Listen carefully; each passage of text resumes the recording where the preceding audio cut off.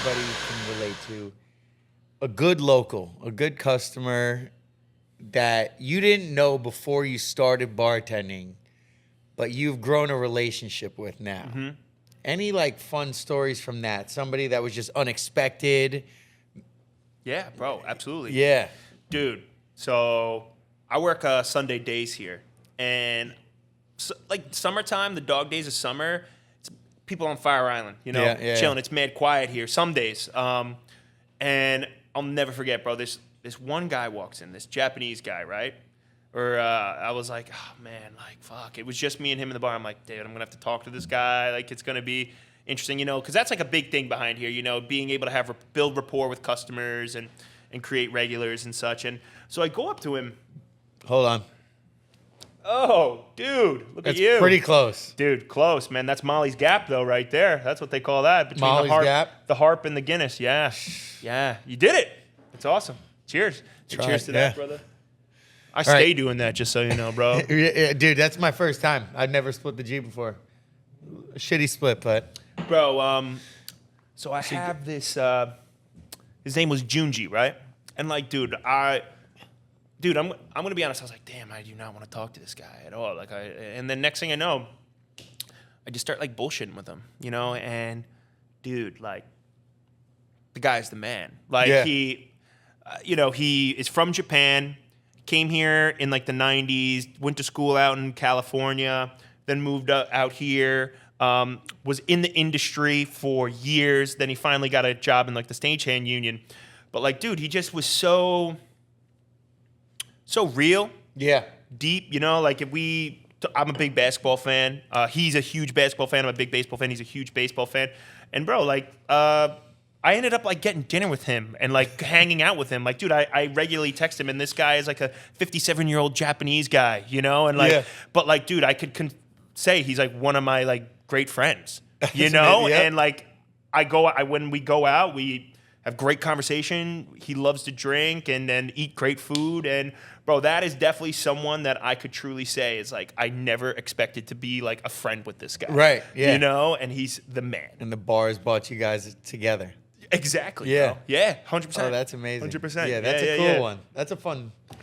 Bro, yeah. He and I went out like maybe like a month or two ago, and it's just so funny. Like I was saying, I'm a big guy, and he's like this 5'4", 120-pound Japanese dude, and we're sitting at the bar at the post office, just like talking about our lives, and he's telling me stories, and then like everyone, I just remember because I know a lot of the people up there, and they're like, who the fuck is Dan with? Yeah. It's just like, who is this guy?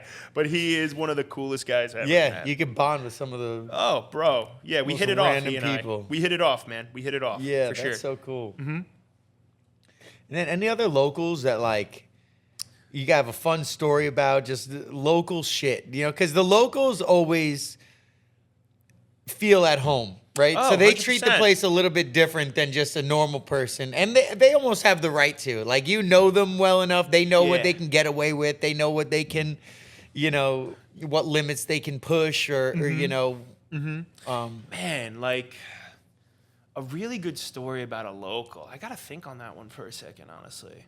Yeah. Dude, honestly, we might have to skip this one because I have had issues with people that like do think they're like mad comfortable here. Yeah. And they end up like this is my bar and saying shit like that has literally been like, dude, nah, you can never come back here. Or doing something where you're like, yeah, bro, like well, that's honestly what you're saying right now, I don't even think we're gonna cut this. Okay. That's so relatable. Yo, bro, it's like that we all have those people that think they're above the law, but then they're nice. They're when great. They're sober. But then they do something to where and then you're like, yeah, bro, nah, you gotta go and don't ever come back. Yeah. Like I feel like there are more people like that. Yep. That just didn't have respect for us behind the bar or the establishment to where they're like, yeah, you can never come back here. And then like they're just like, why can't I come back? It's like, bro, because you got fucking caught doing blow and you were offering all these people coke and shit. Like, it's like, dude, like, we can't have that around here. We can't have that around here, man. Like, and we don't want to have that here, you know? Or just the local who like thinks they're your really good friend. And like, you're like, I've seen you 10 times in my life. And every time I'm at work and they're like, expecting free drinks. 100%. They're like, bro, you're beating me over the head here. It's like, sorry, dude. Like, a business. I'm here to make the business money. Business makes money. I make money. You know what I'm saying? Yeah. But yeah, bro, there are a lot of people like that are very entitled. You know, and like if I could tell anyone here that you should always be respectful no matter what establishment you're at. You know, that's what I gotta say. Yeah, I feel like if you're in the industry, you are too. Like 100%. you know those limits. You know, like I can be a little crazy, but yeah, like you respect those boundaries. Obviously, like, dude, a big thing for me, like, there's been a lot of bartenders that like come, like, I do give bartenders kind of like a little bit more, like, okay, yeah, he's just like super fucked up. He had a long shift or something, you know. But like, I have actually like never had someone in the service industry like do some like really out of pocket shit. Yeah, like, you know, try and start a fight or do something like, you know, drugs or anything here. Like, I've honestly never had anything like that. 9 times out of 10, it's like that local guy or that local girl that is like, oh, this is my bar. Like, They don't understand the industry. They don't understand. Yeah, exactly. What's like something you've gotten in trouble for at work, right? Something Connor's yelled at you about. That's just like, you look back and like, it's just like stupid. Like, you're like, it's dumb. It's funny. You're like, you knew better than to do that. Oh, bro. You know, and where does the list begin, dude? We all have them, you know, I have done a lot of dumb shit behind the bar.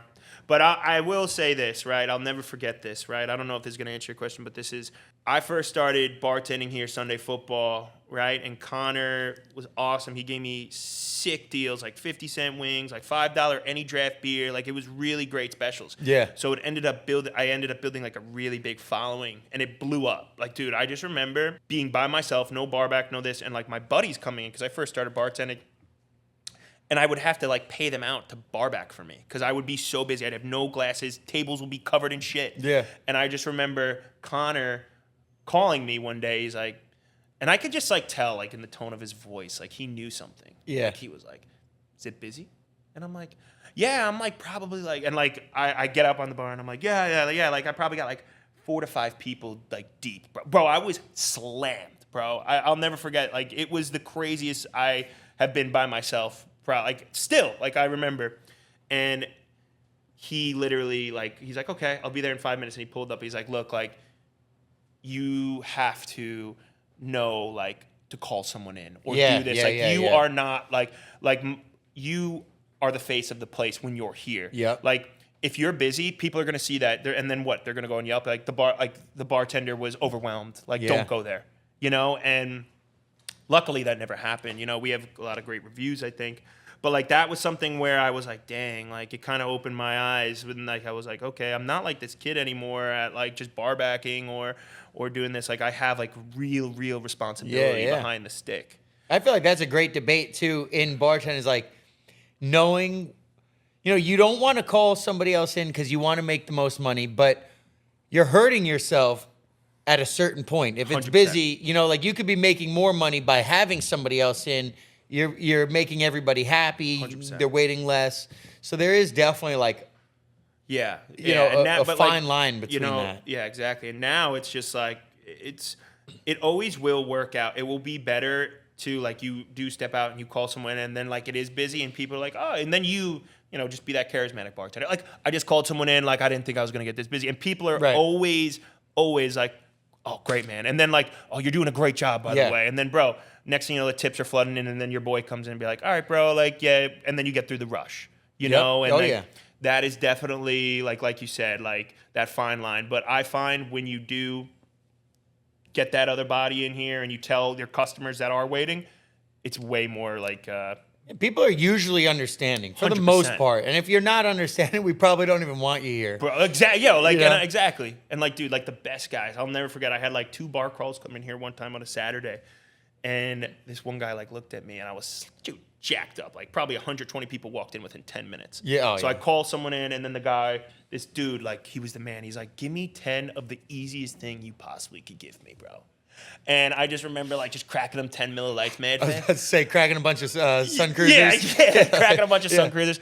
And then I was just like, I just remember, like, ringing him up, and I'm like, you're the man. but that's gonna be $120, bro, or something. Yeah, I don't know. Like that is like you were going back. A lot of people most of the time are receptive, and like you said, if they aren't, fuck them. Like Yeah, they're you don't assholes. want that kind of energy here. Yeah. Being in the middle of town, right? You guys have a lot going on around you. You're not like just a destination bar. Sure, you have a lot of people going on dates, first dates. At restaurants and coming here for a second drink, or maybe meeting here for a drink before their first date. Mm-hmm. Any kind of stories that stick out? You see somebody get catfished. You see, like anything. Dude, I had this one. If you have a couple, give it to this us. one Please. that's really I do remember where it was like a crash and burn first date. I felt so bad for the girl.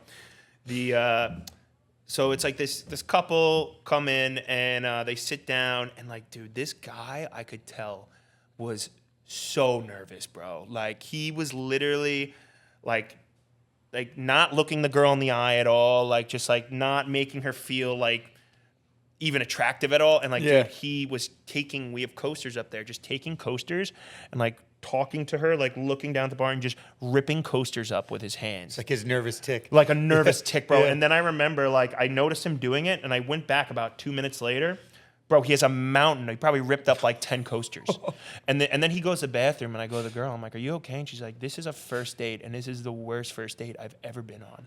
And I felt so bad. Yeah. I'm like, damn. And I just remember, like, seeing that guy, and I'm like, God, what's going through his mind? He's this terrified. Oh, my God. Like, yeah. So that's probably one He's that so nervous. I knew that was the worst. But this one is from when I'm bartending. I got another one that there was this guy, and he was with this smoking hot chick, bro. She was super fine, and he like comes up to the bar and he's like, yo, put more Jack in this, bro. There's like not enough Jack in here. Like, you ever get that when a guy is like, yo, like, dude, like doesn't even taste like, oh, you want to pay for a double? Even when a girl does it. Yeah, you're like, you want to pay for a double? No, I just want more booze in here. It's like, oh, you. I get aggressive and I start to fill up the drink with it, like yeah. So this guy, I'm like, oh yeah, you want that, bro? Next thing I know, bro, this guy is in the fucking bathroom puking his fucking brains out, dude.